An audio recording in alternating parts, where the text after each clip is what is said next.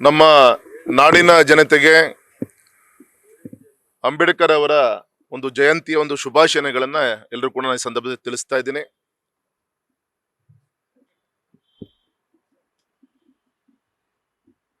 ಇವತ್ತು ಶಿವಮೊಗ್ಗ ಲೋಕಸಭಾ ಕ್ಷೇತ್ರಕ್ಕೆ ಸಂಬಂಧಪಟ್ಟಂತೆ ಶಿವಮೊಗ್ಗದಲ್ಲಿ ಮತದಾರರಿದ್ದಾರೆ. ಆದರೆ ಬೆಂಗಳೂರಿನಲ್ಲಿ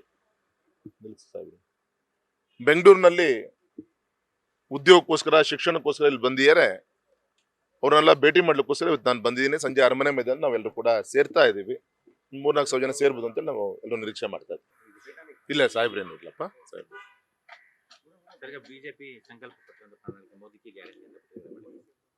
ಈಗ ಮಾಧ್ಯಮದಲ್ಲಿ ಈಗ ಬರ್ತಾ ಇದೆ, ಅಧಿಕೃತವಾಗಿ ನಮ್ಮ ಎಲ್ಲರೂ ಕೂಡ ಈಗ ಲೈವ್ ಬರ್ತಾ ಇದೆ. 10 ಮೇಲೆ ಗೌರವಾನ್ವಿತ ನಮ್ಮ ಗೃಹ ಸಚಿವರಂತ ಅಮಿತ್ ಶಾ ಜಿ ಅವರು ಪಕ್ಷದ ಕಾರ್ಯಕರ್ತರ ಉದ್ದೇಶಿಸಿ ಮಾತಾಡ್ತಾರೆ. ಆಮೇಲೆ ಎಲ್ಲ ವಿವರಗಳು ಕೂಡ ಪ್ರಣಾಳಿಕೆ ದಿನನೇ ಈಶ್ವರಪ್ಪನವರು ಇವತ್ತು ಟ್ವೀಟ್ ಮಾಡಿ ಬಿಜೆಪಿ ಉಳಿಸೋದು, ಹಿಂದುತ್ವ ಉಳಿಸೋದು, ಬಿಜೆಪಿಯನ್ನ ಅಪ್ಪ ಮಕ್ಕಳ ಕೈಯಿಂದ ಬಿಡಿಸೋದು, ಇದೇ ನನ್ನ ಪ್ರಣಾಳಿಕೆ ಅಂತ ಘೋಷಣೆ ಮಾಡೋದು ಟ್ವೀಟ್ ಮಾಡಿ. ಪಾಪ ಇದೆಲ್ಲದೂ ಕೂಡ ಮೊನ್ನೆ 15 ದಿನದಿಂದ ಅವ್ರಿಗೆ ಅನ್ಸಿದೆ. ಪಾಪ ಮೊದಲು ಯಾಕೋ ಅನಿಸ್ಲಿಲ್ಲ ಅವರಿಗೆ. ಯಾವಾಗ ಅವರ ಸುಪುತ್ರರಿಗೆ ನಮ್ಮ ಪಕ್ಷದ ಹೈಕಮಾಂಡು ಅವರು ಕೂಡ ನಿರೀಕ್ಷೆ ಮಾಡಿದ್ರು ಸಿಗ್ಬೇಕು ಅಂತೇಳಿ, ನಾವು ಕೂಡ ಹಿತೈಷಿಗಳು ನಾವು ಕೂಡ ಚಿಂತನೆ ಮಾಡಿದ್ವಿ. ಅದೇ ಇದು ಹೈಕಮಾಂಡ್ ತೀರ್ಮಾನ. ಆದ್ರೆ ಅದು ಎಲ್ಲದೂ ಕೂಡ ನಮ್ಮ ಕುಟುಂಬದ ಮೇಲೆ ವೈಯಕ್ತಿಕವಾಗಿ ಟೀಕೆ ಪ್ರಹಾರಗಳನ್ನ ಮಾಡುವಂತ ಕೆಲಸವನ್ನ ಸನ್ಮಾನಿಸಿದ ಈಶ್ವರಪ್ಪನವ್ರು ಮಾಡ್ತಾ ಇದ್ದಾರೆ.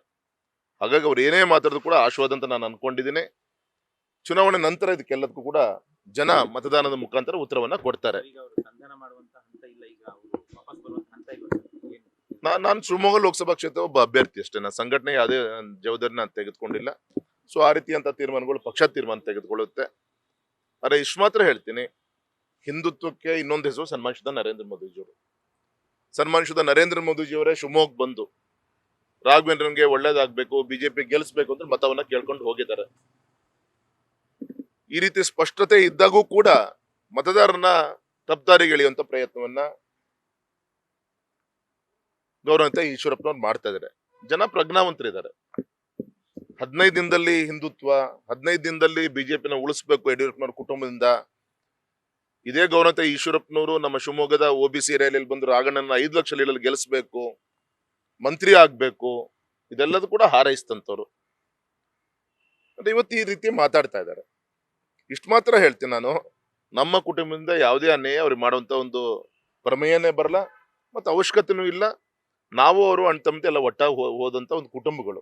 ಆದ್ರೆ ಇವತ್ತು ಪಕ್ಷದ ತೀರ್ಮಾನವನ್ನ ವೈಯಕ್ತಿಕವಾಗಿ ನಮ್ಮ ಕುಟುಂಬದ ಮೇಲೆ ಬೆರಳು ತೋರಿಸುವಂತ ಒಂದು ಪ್ರಯತ್ನ ಮಾಡಿ ಅದನ್ನ ಅವರ ಒಂದು ಚುನಾವಣೆಯ ಒಂದು ಸ್ಟ್ರಾಟಜಿ ಒಳಗೆ ತೆಗೆದುಕೊಳ್ಳುವಂತ ಪ್ರಯತ್ನವನ್ನ ಮಾಡ್ತಾ ಇದ್ದಾರೆ. ಹಾಗೆ ನನಗೆಲ್ಲೋ ಒಂದ್ ಕಡೆಗೆ ಅವರಿತ್ತು ಪಾಪ ಯಡಿಯೂರಪ್ಪನವ್ರ ಕುಟುಂಬದ ಬಗ್ಗೆ ಮಾತಾಡ್ತಾ ಇರಬಹುದು, ಆದ್ರೆ ಬಂದೂಕನ್ನ ಅವ್ರು ಇಟ್ಟಿರೋದು ಹೈಕಮಾಂಡಿಗೆ.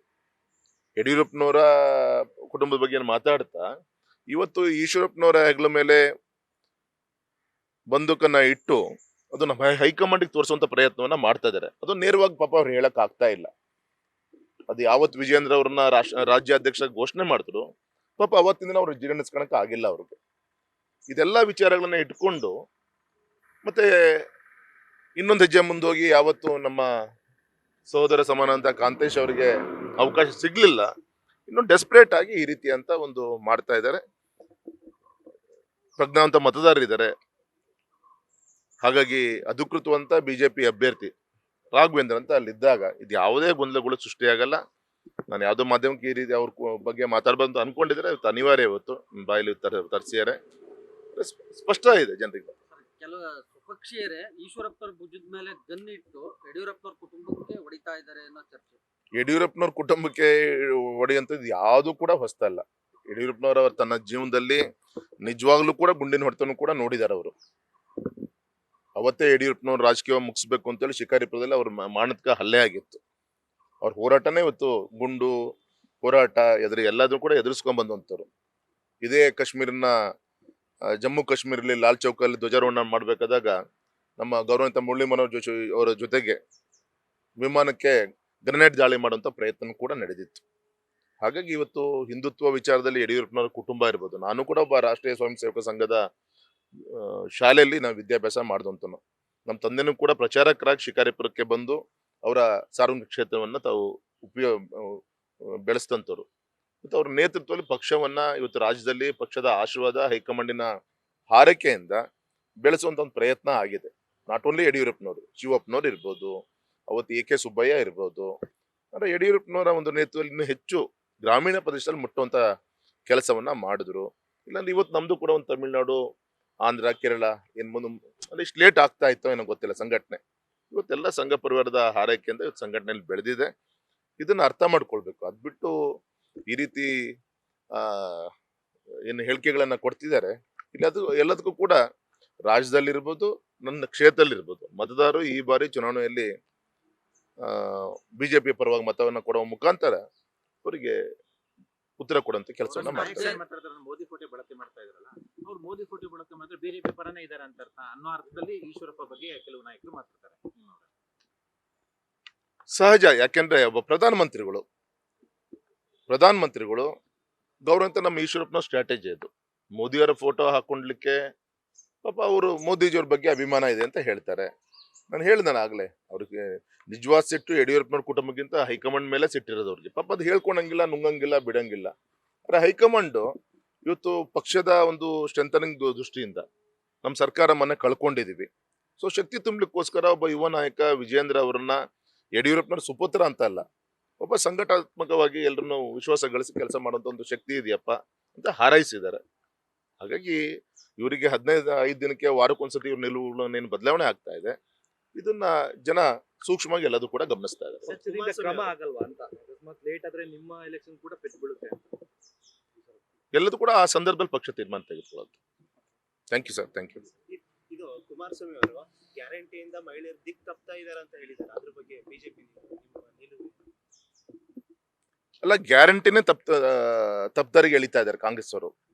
ಚುನಾವಣೆಯ ಪೂರ್ವದ ಅವ್ರ ಅಧಿಕಾರಕ್ಕೆ ಬರೋಕ್ಕಿಂತ ಮೊದಲು ಇದ್ದಂತ ಗ್ಯಾರಂಟಿಗೂ ಚುನಾವಣಾ ನಂತರ ಇರುವಂತ ಗ್ಯಾರಂಟಿಗೂ ದಿಕ್ಕನ್ನ ತಪ್ಪಿಸುವಂತ ಕೆಲಸವನ್ನ ಕಾಂಗ್ರೆಸ್ ಸರ್ಕಾರ ಮಾಡ್ತಾ ಇದೆ. 10 kg ಅಕ್ಕಿ ಕೊಡ್ತಿದ್ದೀನಿ ಅಂತ ಹೇಳಿದ್ರು 1 kg ಅಕ್ಕಿನೂ ಕೂಡ ಇವತ್ತು ಕೊಡ್ತಾ ಇಲ್ಲ. ನಾವು ಕೊಡ್ತಾ ಇರೋದು ನಾವು ಸನ್ಮಾನಿಸಿದ ನರೇಂದ್ರ ಮೋದಿಜಿಯವರು. ತಾಯಂದಿರಿಗೆ ಉಚಿತವಾಗಿ ಬಸ್ ಕೊಡ್ತೀವಿ ಅಂತ ಹೇಳಿದ್ರು. ಆದ್ರೆ ಇವತ್ತು ಗ್ರಾಮೀಣ ಪ್ರದೇಶದಲ್ಲಿ ಶಾಲೆ ಮಕ್ಕಳಿಗೆ ಬೆಳಗ್ಗೆ ಶಾಲೆ ಹೋಗ್ಲಿಕ್ಕೆ ಬಸ್ ಸಿಗ್ತಾ ಇಲ್ಲ. ಇವತ್ತು ರೆವಿನ್ಯೂ ಸ್ಟ್ಯಾಂಪ್ ಡ್ಯೂಟಿ ಹುಚ್ಚಪಟ್ಟ ಏರಿಸಿದ್ದಾರೆ.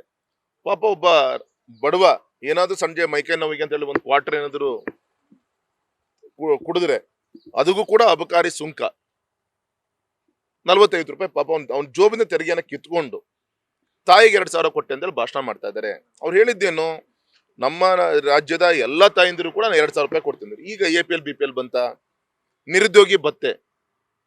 ಇವತ್ತು ಎಷ್ಟು ಲಕ್ಷ ಜನ ಇದ್ದಾರೆ, ಕೇವಲ 1-2 ಲಕ್ಷ ಜನರಿಗೆ ಕೊಟ್ಟು ಕೈ ತೊಳ್ಕೊಳ್ಳುವಂತ ಕೆಲಸವನ್ನ ಮಾಡ್ತಾ ಇದಾರಲ್ಲ. ಹಾಗಾಗಿ ಈ ಅರ್ಥವನ್ನ ಇಟ್ಕೊಂಡು ಗೌರವಾನ್ವಿತ ಕುಮಾರಸ್ವಾಮಿಗಳು ಈ ಗ್ಯಾರಂಟಿಯನ್ನ ತಪ್ಪದಾರಿಗೆ ಎಳೆಯುವಂತ ಪ್ರಯತ್ನವನ್ನ ಕಾಂಗ್ರೆಸ್ ಅವರು ಮಾಡ್ತಾ ಇದ್ದಾರೆ ಅಂತ ಹೇಳಿರೋದು ಆ ಒಂದು ಅರ್ಥದಲ್ಲಿ ಹೇಳಿದ್ದಾರೆ.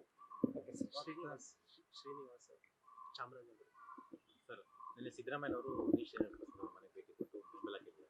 ಇವತ್ತು ಸಾಹೇಬರು ಅವರು ಹೇಗೆ ಮೋದಿ ಕರೆಕ್ಷನ್ ಬರ್ತಾನೆ, 100ಕ್ಕೆ 100 ಗೌರವಂತ ಶ್ರೀನಿವಾಸ್ ಪ್ರಸಾದ್ ಜಿ ಅವ್ರ ಜೊತೆಗೆ ಅವ್ರ ಹಿರಿಯರಿದ್ದಾರೆ. ಪಾರ್ಲಿಮೆಂಟ್ ಅಲ್ಲೂ ಕೂಡ ಅವ್ರ ಜೊತೆಗೆ ಕೂತು ಚರ್ಚೆ ಮಾಡುವಂತ ಅನುಭವಗಳು ನಂಗೆ ಬೇಕಾಡ್ಸಿದೆ, ನಂಗೆ ಅವಕಾಶಗಳು ಸಿಕ್ಕಿದೆ. 100ಕ್ಕೆ 100 ಅವ್ರು ಯಾವತ್ತೂ ರಾಷ್ಟ್ರೀಯತೆ ವಿಚಾರದಲ್ಲಿ ಅವ್ರ ಶಕ್ತಿ ತುಂಬುವಂಥವ್ರೆ ಹೊರತು ನಿನ್ನೆ ಅವ್ರ ಆರೋಗ್ಯ ಸರಿ ಇದೆ ಅಂತೇಳಿ ಗೌರವಂತ ಮುಖ್ಯಮಂತ್ರಿ ಹೋಗಿರೋದು ಬಿಟ್ರೆ ಯಾವುದೇ ಒಂದು ರಾಜಕೀಯ ವಿಚಾರದಲ್ಲಿ ನಮ್ಮ ಸಿದ್ಧಾಂತಕ್ಕೆ ಆಶೋಧನೆ ಮಾಡಿದಂಥದ್ದು ಸನ್ಮಾನಿತ ಶ್ರೀನಿವಾಸ್ ಪ್ರಸಾದ್ ಅವರು. Thank you. ನ್ಯೂಸ್ ಫಸ್ಟ್ ನಿರ್ಭೀತಿಯಿಂದ ನಿಮ್ಮ ಪರವಾಗಿ.